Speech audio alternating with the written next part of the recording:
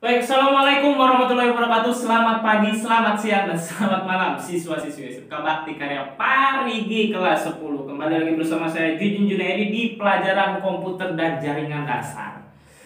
Nah, jadi perangkat keras. Nah, kemarin kita udah belajar ada perangkat keras itu ada power supply, ada motherboard, ada heatsink, ada RAM, ada apa lagi tuh? Eh banyak lah ya pokoknya. Nah, kalau bicara tentang kerusakan, pasti setiap barang elektronik itu ada yang rusak ya. Pastilah itu karena bagaimanapun bagusnya barang itu kalau tidak dirawat dengan baik maka pasti akan cepat rusak. Jadi maintenance ini berfungsi sangat penting agar barang kita tidak cepat rusak ya. Karena rusak itu mungkin takdir ya, tapi kita hanya bisa mencegah gitu loh daripada mengobati. Kalau mengobati kan bisa jadi kita servis lalu atau kita lem biru saja, lempar beli yang baru gitu loh. Nah, baik, pertama kita akan bicara tentang kerusakan pada perangkat keras ya, hardware ya. Nah, masalah dengan komponen hardware perlu penanganan yang serius karena sulit sekali dilokalisir atau disingkirkan tanpa tools, disingkirkan tanpa tools yang tepat gitu loh. Keahlian dan pengalaman juga. Jadi teman-teman kalau mau nyervis komputer itu ke orang yang ahli servis komputer, jangan ke orang yang sama sekali tidak ahli di bidang komputer gitu loh. Karena itu pasti akan berbeda gitu loh. Ya, permasalahan di komputer ini apalagi di hardware-nya itu sangat complicated sekali. Oke, nah pertama ada kerusakan power supply ya. Nah ini biasanya sering terjadi di PC-PC ya, di komputer-komputer yang memang tidak menggunakan UPS. Karena ketika mati lampu itu si komputer itu kan langsung mati, otomatis power supply-nya itu kena gitu loh. Tahu kan yang ngejepret lah bahasanya, jepret bisa terjadi konslet dan sebagainya. Nah di sini gejalanya itu ketika power supply teman-teman itu rusak ya, gejalanya itu setelah dihidupkan PC tidak bereaksi apa-apa, tidak ada tampilan monitor, tidak ada lampu indikator LED yang menyala, kipas power supply tidak berputar, lampu indikator pada monitor tidak menyala. Ya. Solusinya adalah periksa kabel yang terhubung dengan benar dan steker terpasang dengan baik pada soketnya ya. Periksa juga apakah tombol on off di belakang, tepatnya di belakang power supply itu sudah menyala atau tidak ya. Jadi jangan konyol teman-teman, mengira power supply rusak padahal tombol on off-nya tidak dihidupkan ya. Jadi harus dicek dulu. Jika sudah yakin terpasang dengan benar tetapi tidak ada respon, untuk meyakinkan silahkan ganti kabel power supply ya. Kabel power ya, bukan kabel power supply, kabel power yang di belakang itu silahkan ganti, takutnya kabel powernya yang rusak gitu sebelum kita menjustifikasi power supply-nya yang rusak ya.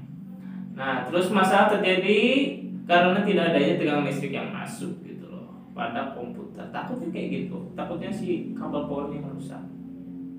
Nah, masalahnya setelah dihidupkan PC tidak bereaksi apa-apa ya.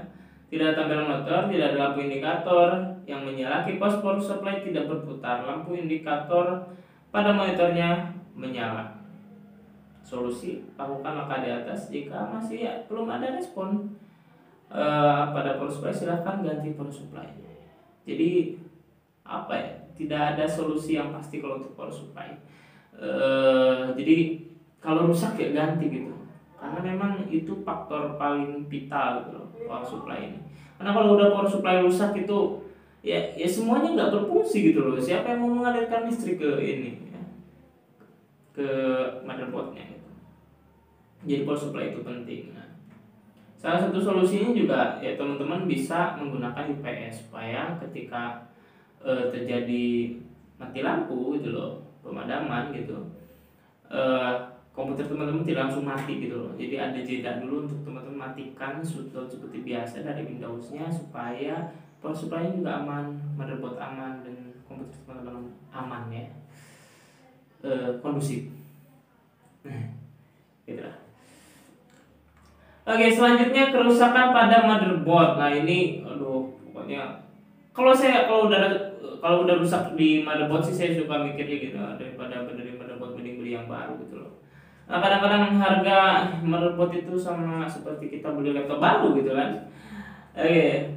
Gejalanya itu setelah dihidupkan tidak ada tampilan monitor, lampu indikator atau LED di panel depan menyala, lampu indikator LED monitor berkedip-kedip, kipas power supply dan kipas prosesor berputar, tapi tidak ada respon beep di speaker. Tidak ada respon apa-apa.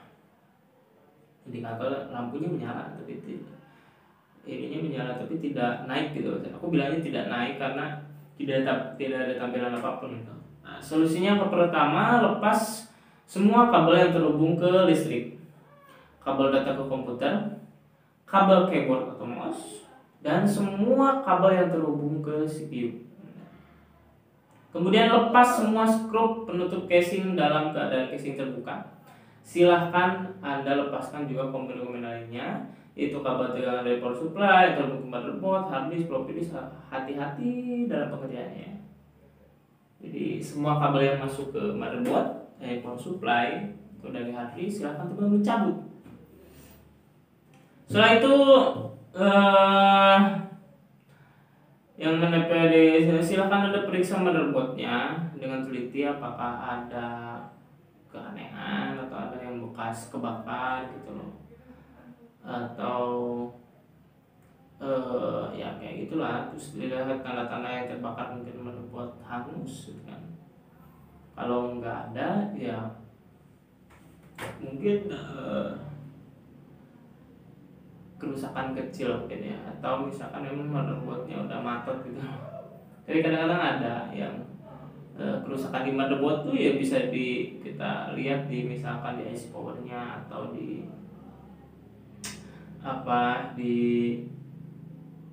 transistornya gitu loh. Di situ biasanya kalau yang menyebabkan komputer tidak nyala gitu. Nah, selanjutnya kerusakan pada hard disk. Nah, ini kerusakan pada hard disk ini sebenarnya apa ya? Bingung juga ya. Hard disk itu susah gitu benerinnya. Nah, gejala pada saat CPU dinyalakan kemudian melakukan proses post. Setelah itu proses post tidak berlanjut dan diam beberapa saat, tidak langsung masuk ke operating system. Dan kemudian dari monitor ada pesan hard disk error, hard disk failure. Setelah itu muncul pesan press F1 to continue. Setelah kita menekan tombol F1, tidak masuk operating system tapi muncul operating system no phone. Biasanya aku bilang itu bad sector lah, atau memang hard disknya rusak lah gitu ya. Solusinya periksa kabel tegangan dan kabel data yang masuk ke hard disk. Kalau enggak, sebaiknya dikencangkan kemudian nyalakan dan coba lagi apakah ada suara yang keluar dari hard disk. Jika tidak, berarti hard disk rusak controllernya dalamnya. Biasanya hard disk rusak gara-gara ya itu tadi, mati lampu tiba-tiba langsung berhenti gitu kan. Itu biasanya hard disk rusak gitu. Karena hard disk itu kan piringan ya, ketika piringannya dipaksa untuk berhenti sekaligus, itu pasti bakal ada kerk di dalamnya, atau ada istilahnya bakal ada bad sector di dalamnya gitu loh, yang membuat ini. Kalau dulu tuh bilangnya kalau kaset itu mirip kaset kan, kaset DVD itu seset nah gitu loh, ada scratch gitu loh ya. Nah, oke, mungkin itu saja untuk materi tentang menganalisa kerusakan pada perangkat keras komputer ya. Jadi jika teman-teman masih penasaran dengan materi ini atau ada hal yang ingin ditanyakan, silahkan tanyakan di kolom komentar ya. Jangan lupa like, comment, and subscribe. Terima kasih. Nama saya Jujun. Sampai jumpa.